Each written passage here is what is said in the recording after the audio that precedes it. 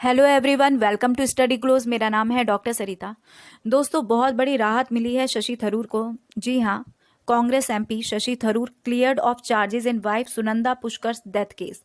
सुनंदा पुष्कर जो कि इनकी वाइफ थी, उनके डेथ केस में लेके बहुत सारे एलिगेशंस इनके ऊपर लगाए गए थे और फाइनली 7 साल बाद इनको क्लीन चिट मिल गई है। यानी कि इनके ऊपर जो भी एलिगेशंस थे उन सारे एलिगेशन से इनको क्लियर कर दिया गया है। जानते हैं इस मैटर के बारे में पूरा। दिल्ली हाई कोर्ट ने वेंसडे के दिन शशि थरूर के ऊपर उनकी वाइफ के डेथ से जुड़े हुए जो भी एलिगेशन थे और जो भी चार्जेस थे उन सब से इनको रिलीज कर दिया है, उनको डिस्चार्ज कर दिया गया है। स्पेशल जज गीतांजलि गोयल ने उनको डिस्चार्ज किया है जो भी इनके ऊपर एलिगेशंस लगे थे।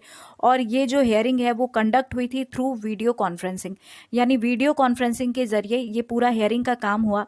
शशि थरूर के लिए बहुत ही बड़ा रिलैक्स है और इसके लिए उन्होंने कोर्ट का आभार भी जताया है।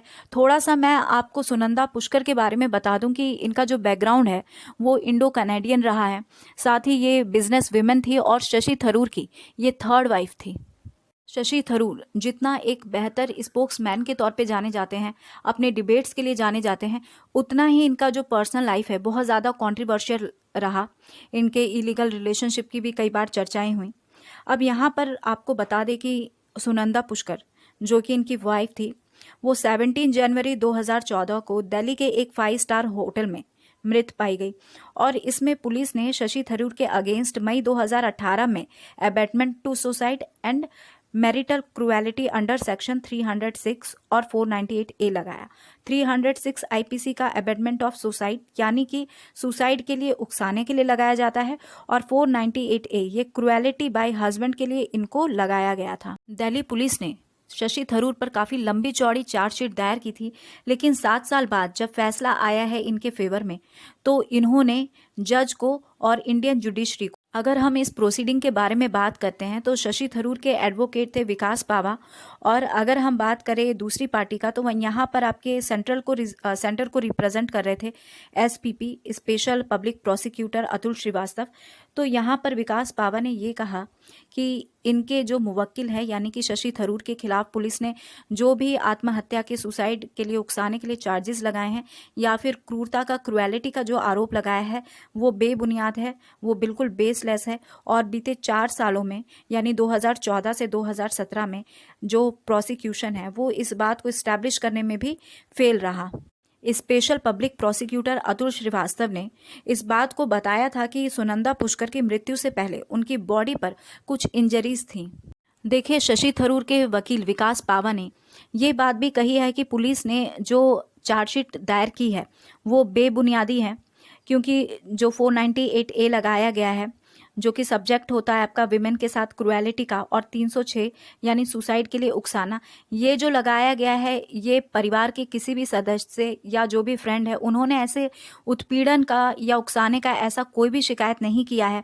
साथ ही जो शशि थरूर के बेटे हैं उन्होंने भी कहा कि उनके फादर इस तरीके का कोई भी क्राइम नहीं कर सकते हैं। उनके एडवोकेट ने ये बात भी बताया कि शशि थरूर ने इस बात की आर्ग्यू की थी कि इनका जो केस है वो इन्वेस्टिगेट कराया जाए स्पेशल इन्वेस्टिगेशन टीम के द्वारा।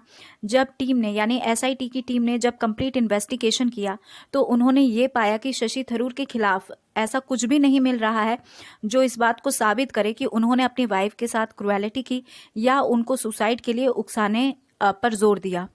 और फाइनली शशि थरूर के अगेंस्ट कोई एविडेंस नहीं मिलने की वजह से उनको सारे जो भी उनके ऊपर चार्जेस लगाए गए थे उन सब से इनको डिस्चार्ज कर दिया गया।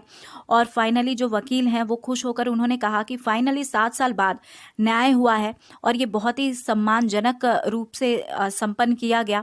उन्होंने दिल्ली पुलिस के खिलाफ जो भी आरोप लगाए गए थे इन सारे आरोपों से शशि थरूर को मुक्त कर दिया गया है।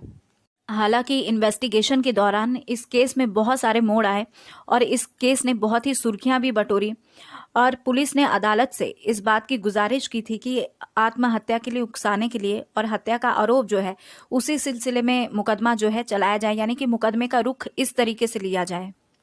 जितनी भी मेडिकल बोर्ड थी उनकी भी जो रिपोर्ट थी वो रिपोर्ट भी ये बता रही थी कि हत्या या आत्महत्या के जो आरोप हैं उनसे शशि थरूर को बरी कर देना चाहिए। और फाइनली 7 साल बाद ही शशि थरूर के फेवर में ये आया और इनको क्लीन चिट मिल गई, यानी इनके ऊपर जो भी एलिगेशन थे, जो भी आरोप और चार्जशीट दायर किए गए थे, इन सब से इनको क्लियर कर दिया गया है। तो शशि थरूर इस चीज़ को लेके बहुत ही ज़्यादा खुश हैं और बहुत सम्मान महसूस कर रहे हैं कि फाइनली 7 साल बाद इनको कानून से न्याय मिला। So here is the end of this lecture. Thank you so much for your attention. और दोस्तों, मेरे लेक्चर के जो PDF हैं ये आपको स्टडी ग्लोस के टेलीग्राम चैनल पर मिल जाएंगे, तो आप हमारे टेलीग्राम चैनल को ज्वाइन कीजिए और साथ ही स्टडी ग्लोस का लर्निंग ऐप वो भी जाके प्ले स्टोर से आप डाउन